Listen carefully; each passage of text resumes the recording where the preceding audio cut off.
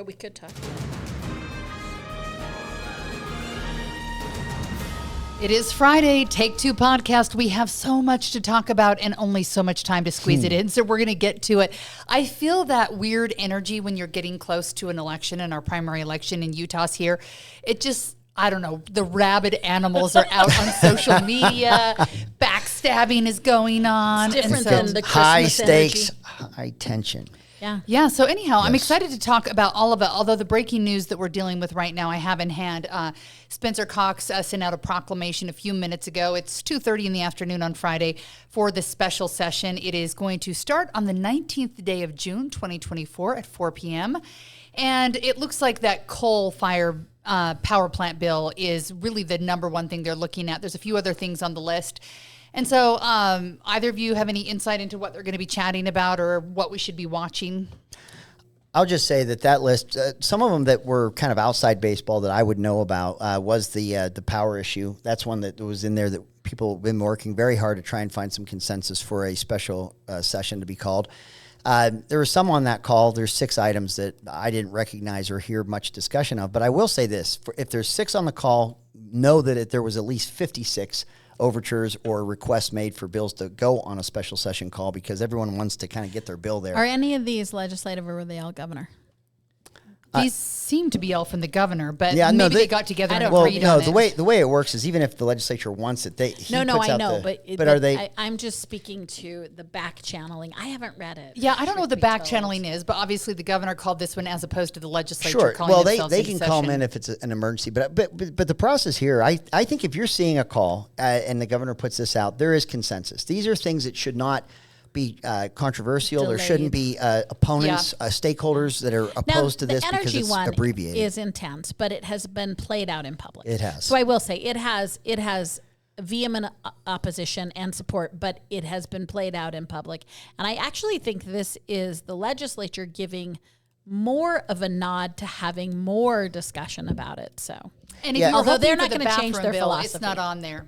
What's that? Because I think some people were hoping there'd be tweaks to the bathroom bill. the bathroom bill. Yeah, there's no That's bathroom one that bill was on there. talked about. That, but again, if it didn't make the cut, if I don't see it there, what it was is that there wasn't. You have to have at least some of these stakeholders that feel if it's going to be a continuation and a fight into the next session, then why would you start your session in June instead of January? I do like. just I mean, you know, if it's not going to go away, I it's still don't going to be an trust issue. the team on this at all, but I do want to give credit that so far they've been reasonably good about adhering to the special part of the session and not just what do I want to talk about or get done or. Yeah. Well, and that's what I mean. I just never liked when I was on the clock. The only bills you'd want to see on a special session were ones that where there were unintended consequences, or you've had people come together where there's a fix that it's a non-controversial fix. If it's beyond that, that's what you have a session for, and you can have those debates and you can have that battle when there's committees to be heard and a longer vetting process than a special session. All right, we'll see how special it is coming up. Will you be up there, Mr. Hughes, No. Citizen Hughes? You're not lobbying. You're on vacation. No, I mean, I'm omnipresent. I'm just everywhere. I'm everywhere and nowhere yes. at once. Just this is like, I'm sitting. This is the first time so this you week. were, just for the listeners' tallies, he was Gandhi last week. I was. This Now I'm week just he's omnipresent. omnipresent. I'm continuing the journey. It's getting Journey. Yes, The I like journey to demagoguery. yes.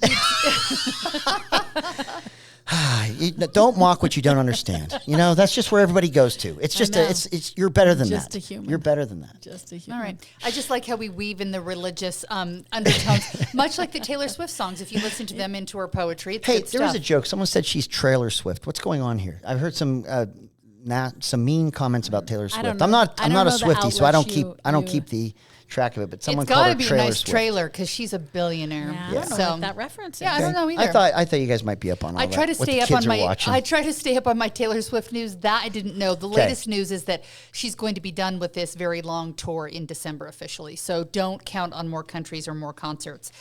What we can count on is that we have a primary election coming up in 11 days.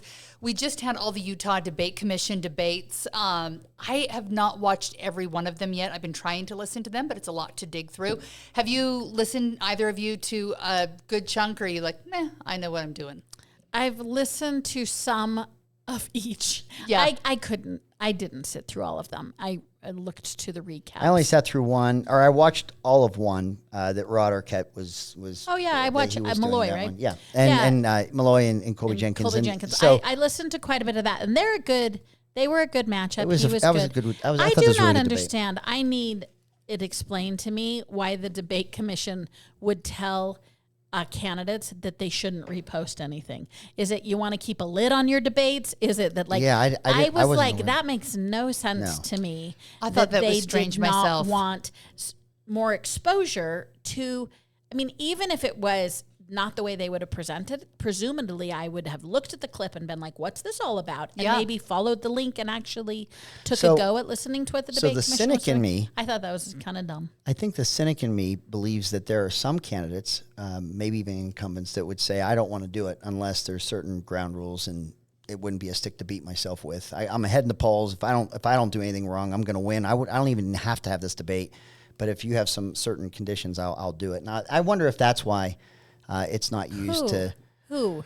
Name names, friend. Yeah, that would be fun. Because the governor, that was a very civil discussion. Super civil. I expected it to get a That's little one where I mean, wondered. Well, let me ask you this: do you support President Trump? How does that not come up as a question in that debate? How? I mean, I don't know. I think it's a very interesting. Come on, that's what I'm saying. No, I need you to the executive branch man works. up on No, that listen. and, like, be the executive heard. branch works with the executive branch of your state works with a presidential administration. That was great. But it's an answer, Maura. That's what I'm saying. Why wouldn't you even ask that question? Because it's an interesting history with Governor Cox and Trump, right? So I don't know why that question is not worthy to be asked. And I just think the fact that it wasn't asked at all you think was it's a odd to me. conspiracy that I just think he probably didn't want to be asked that question. Well, that's a different thing. I think it's probably whoever's hosting the debate comes up with with questions. And I don't know how they did it, if each person who was moderating came up with their own questions or they sat down at a table.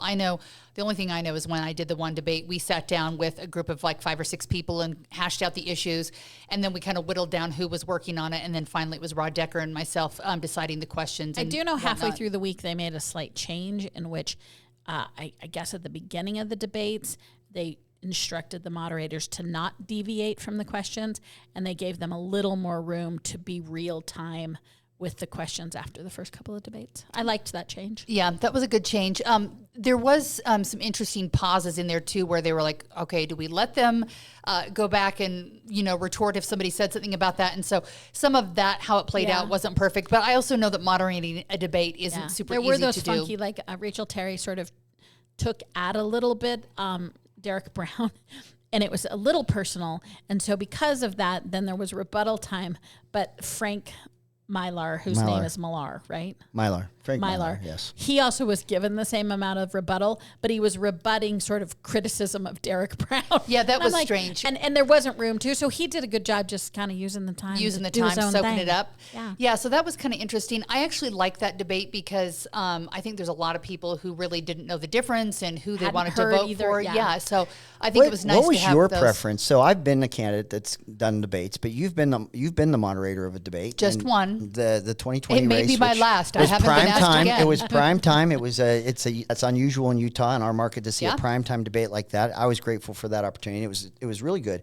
But how would you have handled a rebuttal? Like, there were 4 of us at the time. But if I had called out specifically, would they get the only extra time to rebut, or would you try to spread? I mean, what would you have done? I think I only would have let that one person. And I saw rebuttals in some of the debates where the rebuttal was allowed, but not until other people answered the same question. And by the time you got to the rebuttal, I was like, what are we rebutting anyways? Yeah.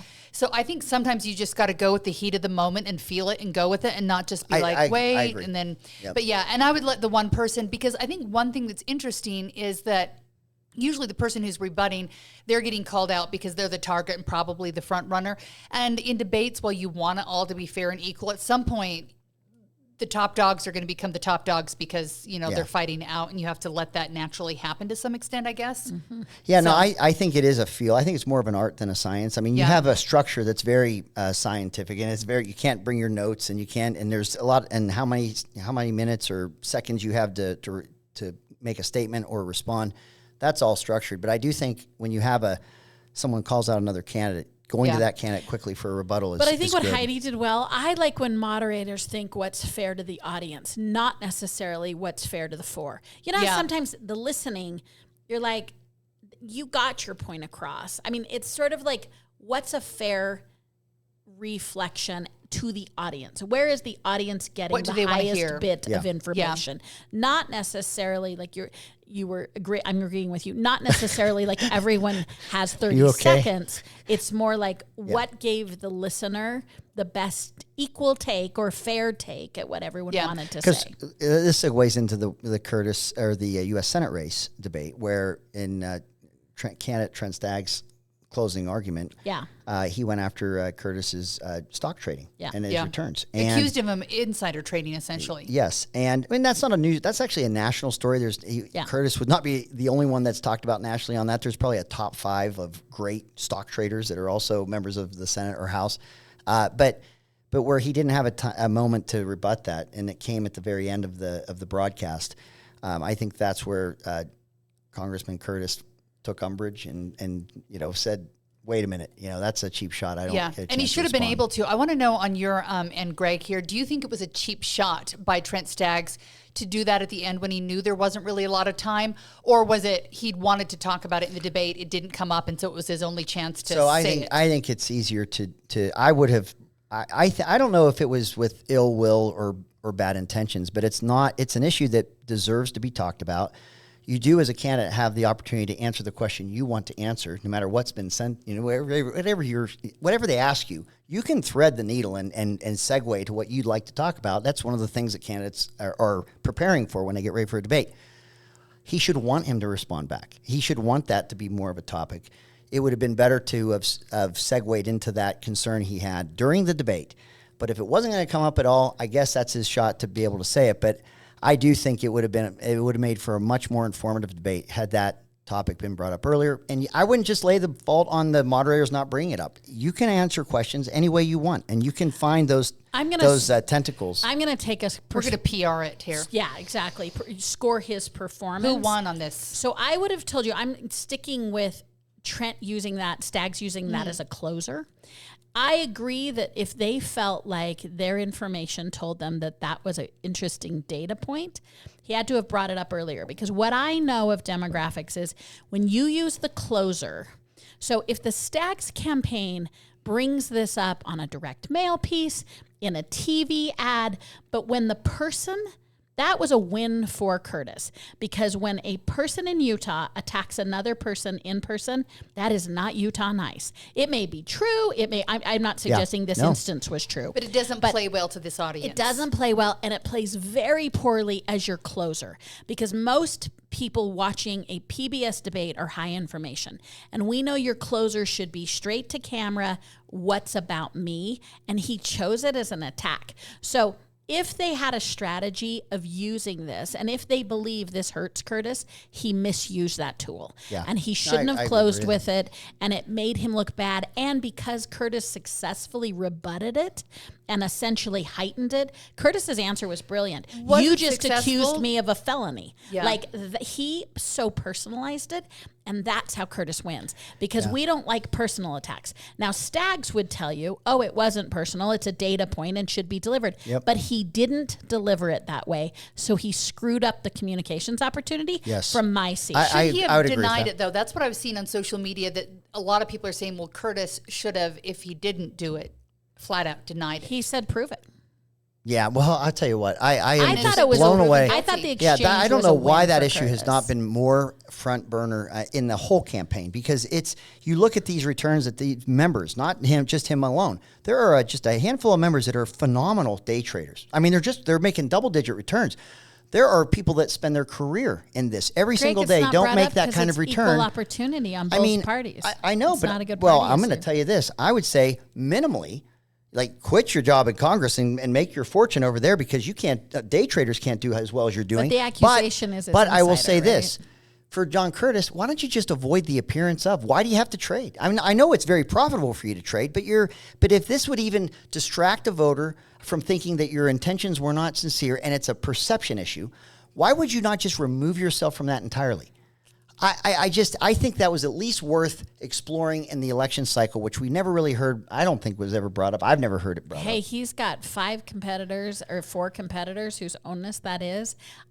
I have not seen. I'm not saying he volunteers that, but to your point, if it's a strategic point, you got to bring it up early. Yeah, but you have to bring it up in the right format, and that was the wrong format delivered in the wrong way. So maybe this is an example of what I'm proving your point, but I, in the debate in 2020, had an issue I wanted to bring up, and I was able to. What issue was it? It was contributions that candidates were receiving and what you would have to do to commit to earn the support of that donor at that size of a contribution. I thought it was a very relevant question, or that I wanted to ask. It wasn't being asked. So in my answer to one of the questions that you posed to me, Heidi, I took that opportunity to ask that question rhetorically. What would you have to commit to receive that contribution from that entity? Knowing the history of this entity and the size of this contribution, what was the commitment from you? And you and Rod went to the other candidate to give an answer to that. Yeah, but I brought that the free issue flow up. Comes in, and I brought that issue interesting up is when you have early. these debates, you're all asking them largely the same questions. I think there's some questions that are really specific to one person because they've each had different experiences or different votes or done different things. Sometimes you really have to ask someone about their personal things, and so it's always interesting. I am glad we've had the debates. Did anyone watch CD3 because there were so many in there? I only saw a few minutes of it. I still need to listen to that one. Did anyone come on top? I only saw highlights, so I've probably watched like 13 minutes of it, and it was all highlights. What I will say, there were a couple of rapid fire sections where I was like, wow, I got to give it that by and large, they were bringing it. I also thought and appreciated that within a field of who I would call all legit conservatives, right? Mm-hmm. Like so it's really hard to differentiate. I thought they did a pretty good job. I would agree. Showing up in different ways. Yeah, I completely agree with that. And it's 5 candidates on that stage, which if you have a race with 2, think of how many questions you can ask versus 5 when you have to go through the line. Hats off that there were that rapid fire ones where they all had a very succinct and quick answer, which is very hard to do. To solve the world's problems inside of 10 seconds, but they were very good at it. And then in a field of conservatives, right of center, how do you find that lane and how do you differentiate yourself? One issue with Ukraine, that's an issue that is not shared across the board in terms of position. Another one was MAGA. You see John Dougal, another host here every once in a while. Yeah. He's mainstream, not MAGA. That's not something being embraced by many candidates in that sentiment. So I did think that there was Ukraine and Make America Great Again, and those that support Donald Trump. Those were distinctions that were being drawn in that debate, and I thought that was I think that's a good thing. All right. To draw the distinctions. I will say I don't know that there was a winner. I don't know. I still bless you all who live in that district. Yeah, it'll be interesting to see. I'm so excited about these results because the results will create more informed data on who the Republicans and who we are in Utah than we've seen in a while. I like that. It will be interesting, but I don't think we're going to have results as early as we want them because it seems like people are voting very slowly right now. They're still making up their minds, and hopefully they were listening to the debates. Greg, what were you saying? No, I just said on that of the 5 in the CD3, Case Lawrence, who's not had a single day in politics before he decided to run for this office, I think he did really well in the debate. And if you look at polls, I think there's such good candidates. Everyone's kind of neck and neck.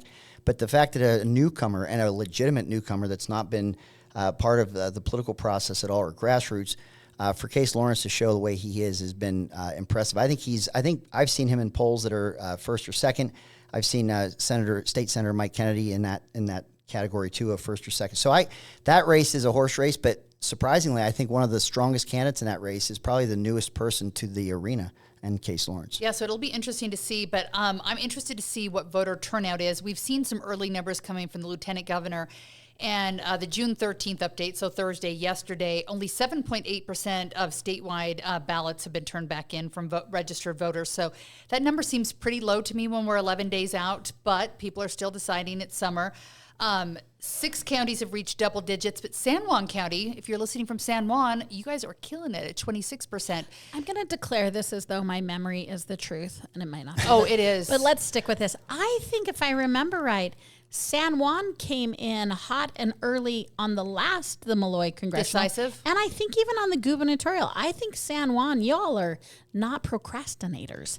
I feel love like San Juan County. I won leads San the Juan way a County. I think lot. that's Liberty land down there. They go, look, they got a homegrown San Juan County commissioner running for governor. So I could see the excitement even from But that like, side. I think they've led the way on several cycles. Yeah, Is they San are Juan very active. CD2 or CD3? I thought they were three for some reason. I thought they were three. Three. So- When And I- Malloy is in number 2, right? So they're voting Yeah. in the crowded race. But I swear she was a part of. I thought San so too. Juan was a part of. I her know. last Now I got to election. look it up. But for some reason, I was thinking. See, I should No, know. she's in San Juan's in CD3. I'm pretty CD3. sure. So they've Yeah. got the crowded race. So maybe they've got a horse in the race that they're But excited about. that's great for percentage, but number of people in San Juan County is so small. So Why do you have to go there? They get swallowed up drowned out by in a- the by, end. you I'm know, just giving them an attaboy for okay. being in No, first. I'm not either. I love San Juan. I am too. But in the reality of vote tallies, it's not going to be a no, giant I'm just number. saying the first tranche, Yeah. San Juan is always our bellwether. Yeah, so That's all I'm good saying. job, team. Mine's still sitting on my kitchen counter too. So is and mine. So's yeah, mine. it was interesting though. This was the first time that I had 4 ballots this year show up in my mail, and it's weird when you have that full adult family, and I'm Yep. like, oh, That's is ours. weird. I am voter harvesting in the Hughes home like you can't believe, boy. All 5 of us are going to fill that out at the same time. I just got to get all the kids, adult kids, and the table at the same time. They listen to you and just vote for Why who make you them tell do it? I thought you just did it for them. No, that's voter fraud. I said voter harvesting. I'm just harvesting the votes. I'm not. You're I'm just not making sure they do placing it. them for them. Thank you for differentiating Yes. your illegal.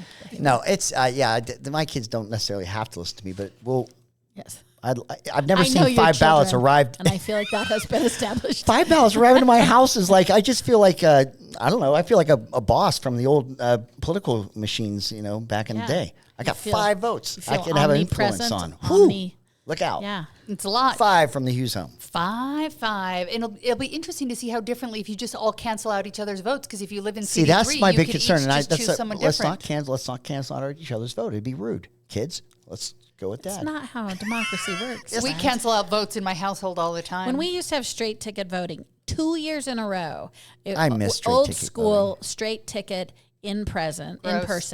2 years in a row, I had an elderly man ask me how to Family punch, member. how to punch the Republican straight ticket, and every year you showed him the I wrong showed way. him the right one, Oh, and it was my goodness. painful. You didn't. You showed him the Democrat. Integrity is Tell the truth. painful. Yeah, I All right. hated it.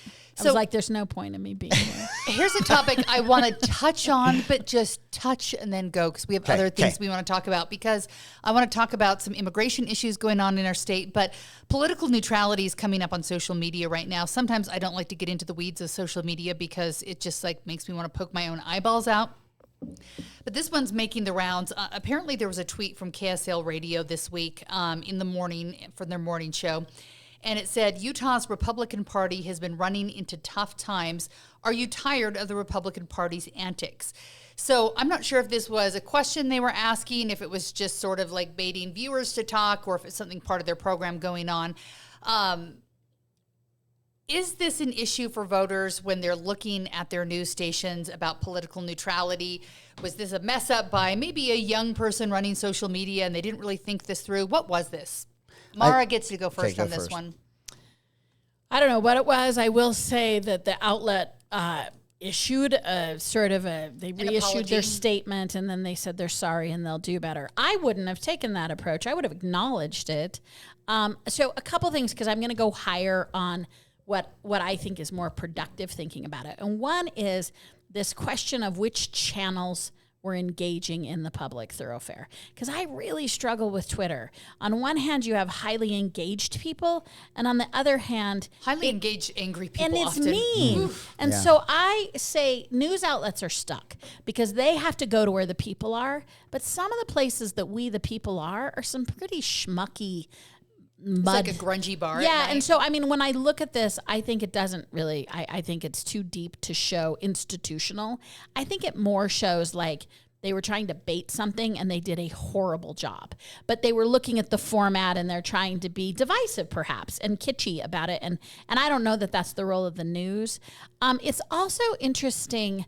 I'm really struggling with news outlets now using emotionally based, like, we're here to inform you and we're here to be watchdogs. I hate when the news tells me they're watchdogs because I want balls and strikes as much as I can get. Yeah. And then there's now mostly just opinion driven media.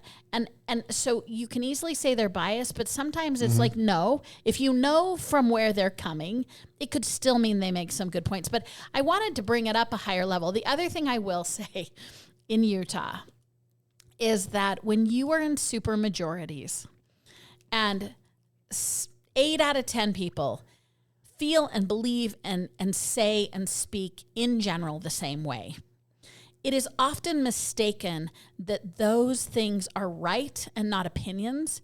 And when counter arguments are put forth, they're often seen as wrong instead of just in the minority. And I think I think particularly Republicans have decided that to belong to the Republican Party, and if you're far right, that definition I have seen more and more defined as absolute fealty, and that if you question the Republican Party, you're anti. I would say fealty should be, in my world, really limited to things like religious beliefs. I don't think I owe fealty to a political party. And I think what was tested here is, so if I ever question a political party, I'm not loyal, or I'm somehow a liberal, or I'm somehow, and this fealty question is a battle that's going on, I think, in the Republican Party right now. And so that's really, I think, a common paradigm to judge how Republican or Democrat you are right now. I think that the fealty is with this media with the left. I think it's one that's national, and I think a lot of times people attach local politics to the national narrative that's going on. It used to be, to your point, Maura, about the minority, it used to be comfort the afflicted and afflict the comfortable, whoever that might be. So that would mean in Utah that the comfortable would be the majority of Republicans because they have super majorities. So you're going to attack the comfortable. You're going to afflict the comfortable, and you're going to comfort the afflicted. Well, if that was a narrative, if that was the mindset, then we'd go to Manhattan, New York City, where you would see the power-based structure of an 85% or more Democrat structure attacked because they're the comfortable. It doesn't work that way. It's always just a one-way street, at least the way I watch it. So when this network or this newsroom has something snarky or negative to say about the Republican Party, to me, I've always known that about this newsroom. It's not news. It's not breaking news to me. But to me, this tweet is like a confession. Hey, this is where we are. This is what we think of this party. Or it might have just been one person, because sometimes you think that a whole newsroom's behind something. To me, I think it's consistent with the overall coverage of that newsroom. So I think do you think I'm left of center? I know you are. And then you might not know it, but I know you are, but 200% I'm left of center. Okay, well, you asked me like it was a we're self-discovery. Establishing a baseline. Yeah. Oh, okay. I'm left of center. Yes. I own that. I do not think I am anything but left of center. And I will tell you that this news outlet is right of me. Well, that just shows how left you are. No, you can still be left of center and be right of you. Isn't that something? Greg, how do you self-identify? Are you right? I'm of right center? Oh yeah. Are you hard right? How many are you degrees of right? I think I'm as far right. Well, no, it's just I think I'm unapologetically, but I think I don't think I'm so far that my opinions are just. I don't think the world's flat. Let me just say that. I don't think there's you can get to places where it's hard to. So if there's 10 degrees of right, where are you? Oh, I don't know. Where are you left? 4. I'm wherever you think you are left. That's where I am right. That's where I 1 think, to 10. and I think any listener of this show would think that you and I have a counterbalance that would be around the same. I think you're level. 8.3. Oh, please. What drives me nuts? Actually, I just tell what I think. Other people try to kiss up to you and pretend they're not. I think there are far right and far left of each party, but I think too often people call someone far right or far left, and I'm like, define that. I just don't like those. We're throwing those terms. I agree. I think it's a way to minimize people's. But I will opinions. say, I don't like that. The credibility of this. Let's just have a fact check moment. Let's do it. Who accused this outlet was Trent Staggs and some BYU guy who publishes his own right of center newsletter. I'm not discrediting them, but I'm like, let's not act like an independent examiner of the media. Should we read what's making all this hubbub? No, Heidi did. She started. You messaged. You can Utah's read it Republican again. Party has been running into tough times. Are you tired of the Republican Party's antics? Like, that was not neutral. Antics isn't neutral. This is this was stupid. This was a dumb thing to do. But it had this said, hey, should the Democratic Party think about disbanding and coming back together because they performed so poorly in statewide? Is that a bias thing, or is that just a fact check? It's just facts are facts. Because you are the better defender. If someone had to vote for who should be the next chair of the Democratic Party, I would vote for you. I'm telling would you be offended by that? Would you say that's so offensive, no, or would not. you say that's a it's fact not, check? But I'll tell you this. This segues into the question of the issue of Vice President Kamala Harris coming in, because I have what the chair of the Can we Democrat segue? Party should be. Oh yeah, we can for segue Utah. about this. I don't know. I don't want to take you out of your schedule. No, that's totally fine. Scott Howell was in here when you were out of town, and he told us a secret that she was going to be here, and I kept it a secret. Yeah. And then it started to leak this week. End so of I'm June, like, right? I'll Like tell. June 28th or something. So yeah, a couple days after the primary. So we're going to have our primary, the first presidential debate, then the trip VP for Kamala money. Harris coming here, and possibly I'm hearing Park City. Of course. I think Park There's City more as well. wine and cheese The independent that Republic you of can Park City. have Yeah. and serve in Park City than anywhere else in the state. Of course. Yeah, Scott Howell, who's chairing the Biden Harris campaign here in Utah, said that there is fundraising going on. At this point, if there's anything public, he doesn't know. I kind of would be surprised if there's something public, but who knows? Maybe she'll drop by 2 News to say hello. So we'll see. Greg, do you have any? So I love you that making she's her coming. dinner? I'm so excited. I think she should export as much money from the Democrat donors of this state as humanly possible and leave nothing for the Democrats on the ballot down ticket here in the state of Utah. What I don't like about these national candidates coming in for their national parties Is that what they, Jesus would want you to say? They don't. If they were coming here to fundraise for the party of the state they're arriving in, great. They don't. And I'm saying they as in both parties. I think that if they were coming to actually send and point the money towards the parties here in the state, that's a great fundraiser. If they're here to export that money into the swing states of the country, well, I hope she's very, very successful to the point where there's nothing left in the bank account for them to give to the Democrat Party. Interesting. How about that? I'm If I were the going- Democrat chair, you better I'm believe going I'd to be like, just hey, give- Vice President, I'm going to are give you a gonna summer. throw in for the So do you party think here? that like the state should take a percentage off that and say you can come, we'll set it up for you, but we need 10%. not the state as a government, We're gonna but the tithe party. you. Yeah, The party should. The Democratic Abs- Party takes her 10%. I would do it no other I'm way. going to give a summertime answer that Greg can just think about. I believe that no one should be rich enough to have money to give, and they should have given it to their You wanna employees socially engineer. before Yes. they bilked Yes. us for that kind of money, Greg. Greg will know this. I have heard that answer doesn't surprise me. I have heard rumors that Trump is coming at the end I've of heard June. that too. But I haven't seen anything solid. What are your Republican people telling you? I'm Is he coming? hearing it by way of I've been put it this way. The way I've heard it is I've been asked 100 times if I know if that's the case or not, and but I have nothing firmer than that. But you haven't that actually people have booked him. heard The he's coming, but The I big don't have any difference firsthand between knowledge. the Republicans coming to the ATM and Democrats is that Democrats linger for like anywhere between 4 and 8 hours. We have had national Republican candidates who actually don't even bother to get out of the tarmac before they pick up their checks and go. The Republicans can turn around, punch the You mean they're PIN more number on the efficient? ATM. Who's done that? I feel like and they always bust stop outta at Grand here. America for like an hour. Who Right, stopped I mean, on like the that's tarmac? the thing. They're like, Yeah. we don't Oh, even. you think 'cause they go to we Park don't- City, they're we staying don't here want- longer. Yeah, Oh, they're please. immersing They've got themselves a in Utah 35-minute culture. drive. Just because your liberal bastion's further away than the conservatives can get to Yeah, doesn't this is make what it I'm more saying. thoughtful I mean, pretty visit. soon Trump's just going to hang his hand out the window. You guys are going to throw money at him. Dollar bills, yo. yeah. I appreciate any candidate that comes here because we remember a day that wasn't that long ago that candidates just didn't come to Utah. I would If appreciate they talk it to if, you when they're here, I hope. Yeah, I appreciate though if they did more than fundraise and had like some kind of little public event. Maybe you know. cared about us a Yeah, little bit. just a in little bit. addition to caring about Show our money. us a little love, even if you're like complaining about us once you get on the airplane and you're talking schmack. fine, but like give us 30 minutes of your time. Stand on the steps of something, and I don't know. Don't just so take all the money. use us. Take all the money from the Democrats and send it out. Send it Hey, all. I want to talk about money for a second to follow up, because last week we were talking about money that was going into campaigns, and I wanted to ask our sales department what money's coming in, what's not coming out. So I assume that whatever's coming into our station is probably across the board. Here in Utah, we're the #1 station, so I think anyone who is advertising is going to be here. I would think they do it across the board. Brad Wilson has not put any more money in. No PACs have for him. And there was a thought that maybe some national PAC money was going to come in this week. It has not.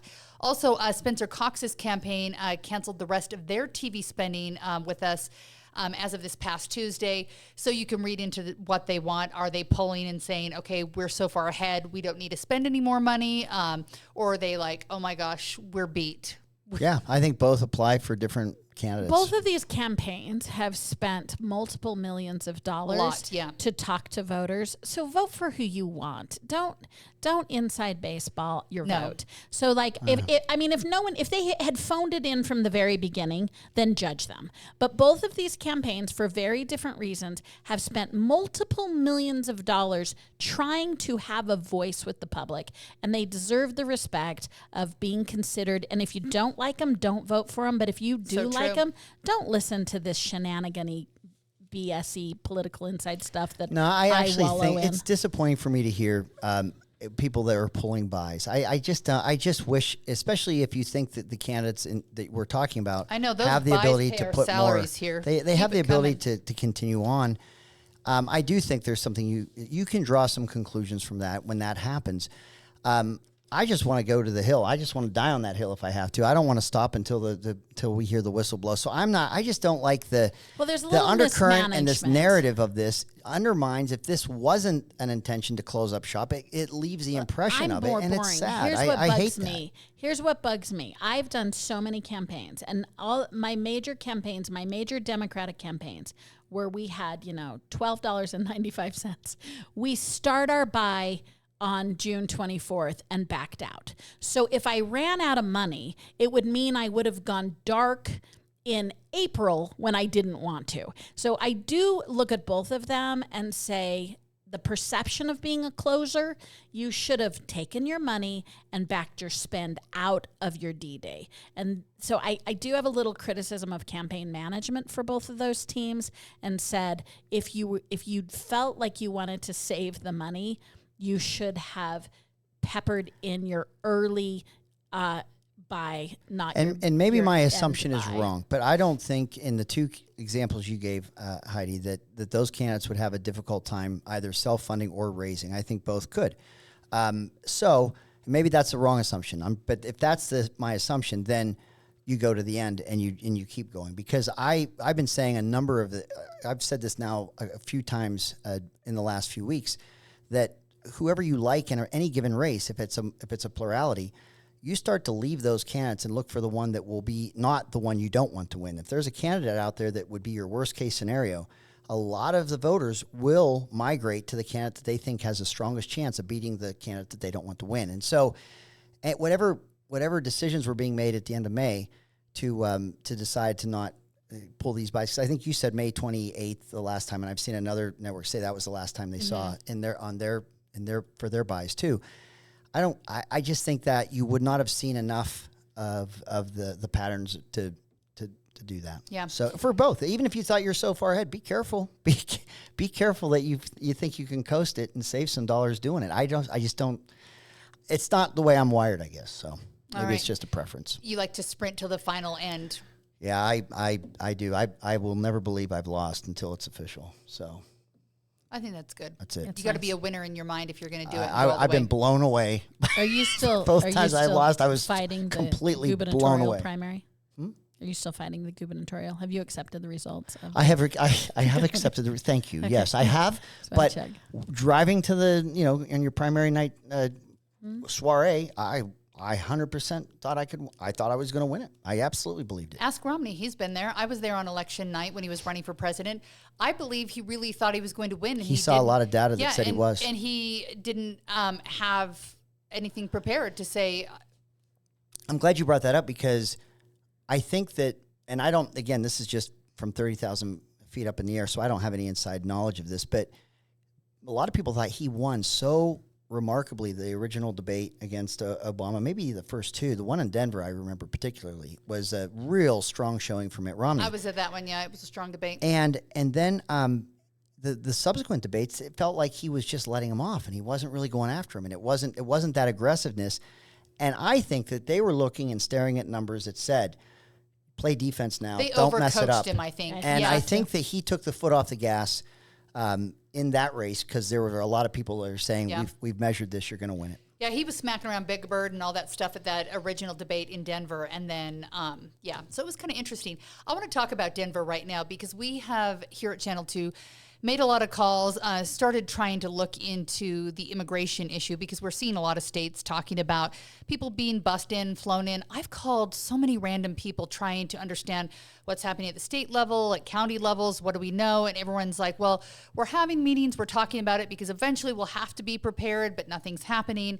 And this week, Brian Malahy's done some reporting, and the first one started last week when Salt Lake City Police sent out a letter. Did we talk about this last week? I can't even remember, but Salt Lake City Police Chief sent out a letter talking about how they were called in to help at the airport because some people were brought in. And I'm not sure why they made this decision, but instead of taking them to shelters here in Salt Lake City, they found them someplace in Ogden and sent them there. The families, Brian Malahy kept digging and then found out that Denver, your home, Maura, they're shipping people to Utah. And he interviewed the human relations guy with Denver yesterday, and he's like, we're not sending anyone there just to send them. You know, we're asking, and then we'll book them a ticket wherever they want to go. And so far, they've sent about 2,000 people. So it's interesting to watch. For a while, we were watching Republicans shipping migrants to Democratic states so they could understand. Now we've got a Democratic mayor shipping people to a Republican state. Who wants to go first on this? I'll Greg? go. So your investigative, your journalism, that you guys, Brian Malahy's calling and asking questions, trying to figure out what's going on. Just know that everyone is. Whether it's the mayor of Harriman, who has 6,000 and a population of 60,000 in Harriman, 6,000 refugees that are there. I think they're Venezuelan that are there, and it's their schools, their public safety. There's just it was never prepared to take on 10% of their population coming in a short amount of time, and there's a ripple effect. So there's a lot of things that they're grappling with. You've got your law enforcement who have people that have monitors. They've clearly gone through the ICE processing process, and they're showing up at bus stations or train stations, and they've come from places like Denver. Nobody, and I'm talking on any level, be it state, county, nobody can get a straight answer of we believe it's NGOs, non-government organizations or whatever, that the charitable organizations that are doing this. But I do think there's something. I have heard that they can just point to a map. People can point to wherever they want to go, and someone will help facilitate that. So maybe the people that are showing up here preferred or wanted to come to Salt Lake for some reason or another. It's a great state. But I will say that in a vacuum of information, in the absence of information, your politics get way, way stronger and probably not as productive as when you're dealing with real information and real communication. And there's none. There's none from ICE. There's none from the administration, which you can lay this entire issue at the feet of our federal government. You have a state and you have counties and you have cities who are they have to grapple with a situation that the federal government has completely failed. I mean, I don't think that these systems that they have in place have they been so overloaded at this point. I don't even think they can. I don't know how it's ever going to work. I really don't. I think it's collapsed on itself, but there is no information right now. Nobody knows how, and I don't think that gets better with how many people have come across and how many future court dates are coming. I think we're in for a rough ride. I really do. Until someone wants to start being leaders and start talking to each other, and that hasn't happened. So speaking of being leaders, Maura, our understanding, at least, Brian Malahy received a flyer of sorts that apparently the governor's office and I think the county and the Salt Lake City mayors have all checked off on the wording. It was written in Spanish, and it was basically, we're full, we don't have enough places for people who live here to live, go someplace else. They're being sent to the border. I don't know if we're hiring like Boy Scouts to hand those out or what the process is. I guess we have more questions on that. But is that the right approach? What's the wrong approach? What's the right approach? Are we doing it right or wrong here? Well, I mean, I think we're avoiding it. And I agree with Greg. Like, I think we're all frustrated at all levels by this, like the fact that you guys can't quick fact check Like, you're asking the right people for the right information, and some of the answers just don't make sense. We're also treating it like a monolith. Like, there's one type of person coming into the United States to do one type of thing. That's true. You're right. And we It's have not to be, a and so we've had several conversations about immigration as a political issue. Yeah. And this conversation for me is immigration as people here and what do we do with them. So we both have long agreed that the immigration border issue is broken. But now we can't just say, here's a flyer, don't come, just because there's no efficacy to this. Yeah. So what do we do with the reel? But the reel even gets funky. So let's track down the story about people getting plane tickets to Denver. One element of that story is these guys were undocumented, they had no papers, and they were sent here. Well, I have Clear and TSA pre, and I'm a frequent flyer. And I think last time when I went through the Clear lane, I showed my driver's license 3 times. So hats off to these non-English speaking immigrants who actually could get on to a commercial airlines with no documentation. So my cynicism there is like, well, one part of this story isn't I thought it was like a accurate. charter plane. No, it wasn't. They clarified in the letter that it was a commercial airlines. Yeah. But here's to your point, Greg. So now you're like, oh my gosh, how many and why of everything? Yeah. Refugees have to be documented. So if in fact we're dealing with refugee relocation, that is an entirely different conversation than immigrants passing the Texas border. Sending out flyers is a machination. You hear Denver and Salt Lake City, both of whom are authorities, and neither of them can sync up their stories. They all say that this is happening, but we have no notable Can I draw complaints one on slight it. distinction on what you said? I think if you go to a point of entry and you take the app that Border Patrol has and you fill it out and then you go through, that's a refugee. They've declared that they're seeking asylum. You have people that are illegally crossing, not going to port of entries, but they are also declaring asylum or asking for asylum, and they're given court dates. But to be given access to a refugee center, Greg, I think that might you could look at that with a jaundiced eye in terms of whether they're really let us be complex refugees. at this point. So we can all agree we wish we didn't have the problem. We can all agree there is a border problem. But I want to pivot and say, when we're talking about people who are here, when I hear our leaders say, well, we've printed a bunch of flyers and we don't have enough. I'm not defending I'm like, a flyer oh, campaign. holy, I'm just saying. that's not a thing. The other thing is, I think what we're all afraid of, and where I have had to proof test my values, is absolutely the citizens of Utah have enough resources, we have enough wealth, and we have enough capacity to embrace immigrants.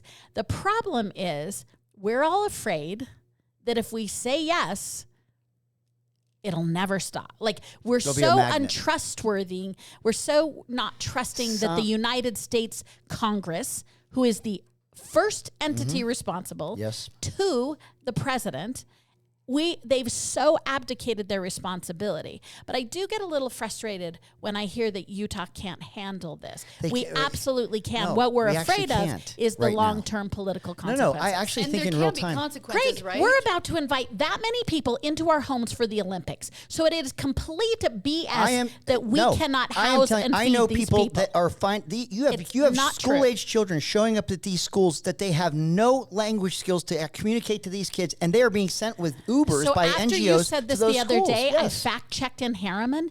They have hundreds of volunteers teaching English as a second I'm language. talking- On I'm average, they have 2 Venezuelan kids joining their programs. Harriman is not agreeing with you. I'm telling you that Sandy, in the city of Sandy, in a We school district, have in a the public school capacity. district. No, they don't, Maura. I'm Americans telling you have that taken so they many don't. more I've Irish heard immigrants, this from so many more firsthand account. Cuban This immigrants, isn't a data sheet so I've many read. more Italian immigrants. These are We have people taken that work so in the school many more who are immigrants overwhelmed. in our I've history. heard from them myself. We I've have heard of it. taken so many more immigrants I'm not in against our all, history. but you're saying we can be more complicated. We can look at this a little more detailed. I'm going to tell you that what you're saying is so broad. We can welcome the world. Very broad sentiment. these schools are not equipped on a no moment's notice to get large influxes of kids into those your schools. Values They're are where not. your money is. And Utah has a balanced budget, and we have a You surplus. have to minimally so say you for better us to say communicate we ahead of don't time. have capacity So is the right thing not to true. take that surplus and see what other states have done? New York's putting them in hotel rooms or sometimes in schools. So is the answer, do we take our tax dollars and start putting people up? And then does it create the problem you said where people are like, oh, it works in Utah. They're they all open go for there. business. Yeah, Let's because go we have a there. lot of Utah families who I think live paycheck to paycheck. They're barely making their rent. They're barely paying for their groceries. And I think the frustration to them is I'm barely paying. And then my tax dollars are going to pay for other people to live and be able to do. And so I think the frustration is like, what is the system? How do we make it work? How do we make it fair? Fair's not always think- fair. I as mean, we here's talked my about. answer, but I don't think this is a little esoteric. Until Congress decides to have bipartisan bills on immigration and system. stop using, this is not a hard thing to figure out. It's administrative, but we are so set on our Republican Democratic boundaries as though they mean anything. We're using this issue. I think we have to just No, hold there's on real tight to get challenges to happening. 2024. It's But not- Greg, it's not- no you one's and just I using it actually like a fundamentally campaign tool. That They're is not. completely inaccurate. The people that are is saying we can't handle this are not doing it for political true. purposes. They really can't handle it. 100%. Everyone in Congress is using this. I'm not saying Congress. I'm saying that They're the anybody that wants to problem talk about this solver. issue.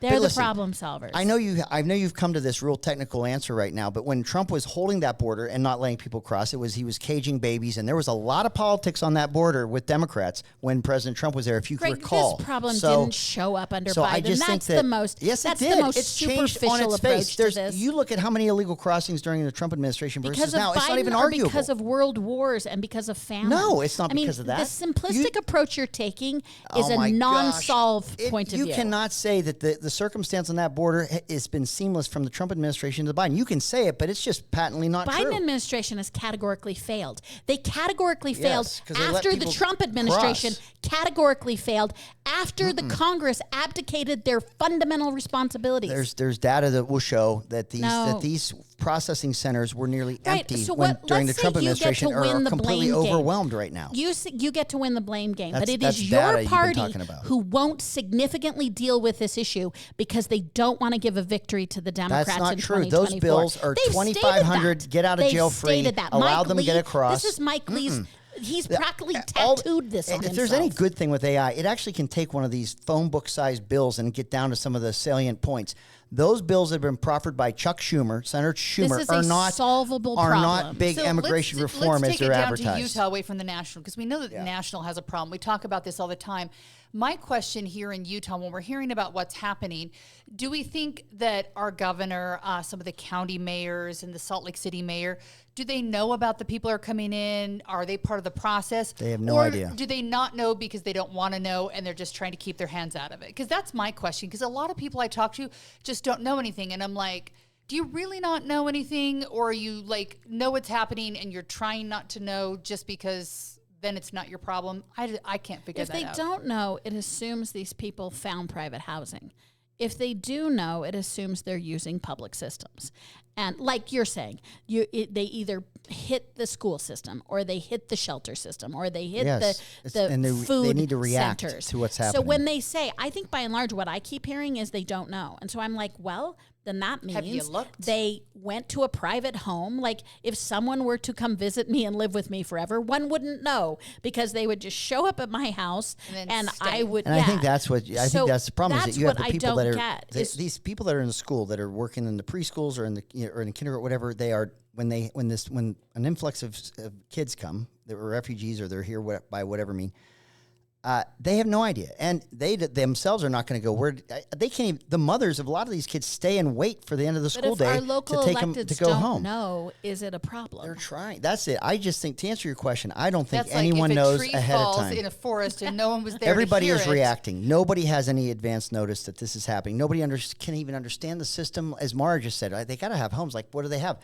Nobody has any clear idea. I think there might be some NGOs out there that know this better than law enforcement, better than the state, better than counties, better than I think the NGOs are the answer. And I'm dying to know about the TSA. I was thinking about that the other day because there are a lot of people flying. I've seen people posting on social media that someone will come and show them information on their phone and they're like, I was flown here, now what do I do kind of thing. Right. And I'm like, obviously they got on a plane. How do they get it on? Because when most of us are taking our shoes off, showing them everything in our backpack and showing our driver's license most of four us, times. it's all of us. It's all of us. How are they making it through? Is there some wink and a nod for the system? No, there's not. What is happening? Say like you know. You don't know. You have no idea. We don't have any idea. Seriously, I have status with Delta, and short of frisking me, that's I can't why you get don't on the know damn plane. because we I can't get track frisked what every people are time, saying. I mean, we are hearing these stories cannot be so well organized that we are hearing about people that are coming through these airports in such great number from different airports and different times, and they're all getting the same conspiracy memos to each other so they can all say the same story. It's not like that. Something's going on that we fundamentally don't understand. Conspiracies are a dime a dozen. You can't deny that these numbers are here and how they get here. Nobody. These are things we don't understand.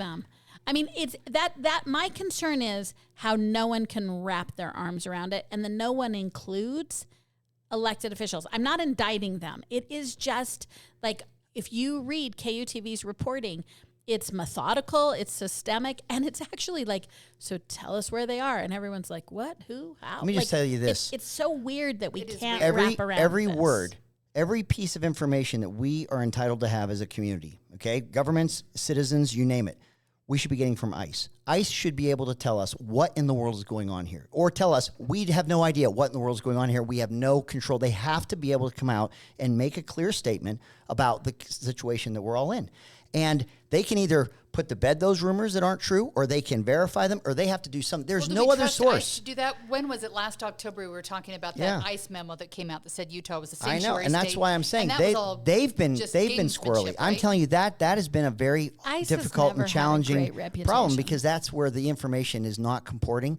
But that's where they have to be. They're in charge of this space of public policy. ICE doesn't have even really a presence here. I mean, like that's said as a default. Oh, they got a presence. It's just not a positive one. They have a presence. Yeah, I mean, I'm not indicting the guys that are on the ground. I'm talking going up the food chain. The regional, you live here in Utah. The regional if you're on the director ground on any of this, like, it's not your fault. We get that. I know part. Everyone's working hard to figure it out. Well, I guess we're going to keep asking questions, because please do. You can't get answers unless you ask. So we'll stay on top of it. I'm glad you guys were here. One more podcast until the election. So one more, because it won't be timely. I forget? North Dakota. Oh, yes. The citizens in the great state of North Dakota passed a law. So it's interesting that the citizens did this. Go North Dakota. Which, after you're 81, you're just too old to represent them. So they put an age limit. Did you know? Little 81 though. 81. So that means like that would be the Biden. I did this. They must have, because I went ahead and Googled the old how old was Orrin Hatch. Yeah.